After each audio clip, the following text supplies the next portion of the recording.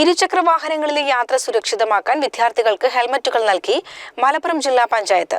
സംസ്ഥാനത്ത് ആദ്യമായി പദ്ധതി നടപ്പാക്കിയത് ജില്ലയിലാണ്. ഇ.ടി. മുഹമ്മദ് ബഷീർ MP ഉദ്ഘാടനം ചെയ്തു.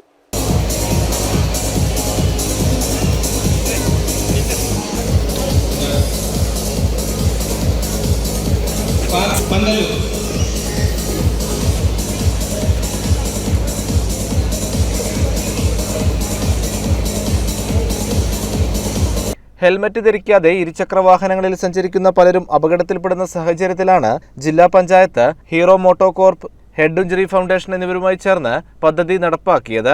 സംസ്ഥാനത്ത് ആദ്യമായാണ് ഇത്തരത്തിലൊരു പദ്ധതി നടപ്പിലാക്കുന്നത്.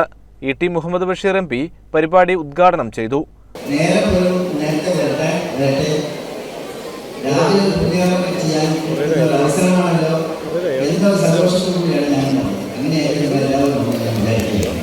എല്ലാവർക്കും ഒരിക്കൽ കൂടി മാതൃകാപരമായ പരിപാടിയുടെ ഔപചാരികമായ ഉദ്ഘാടനം നിർവഹിച്ചതായി പ്രഖ്യാപിച്ചു എന്റെ വാക്കുകൾ അവസാനിപ്പിക്കുന്നു. നന്ദി, നമസ്കാരം, ജയ്.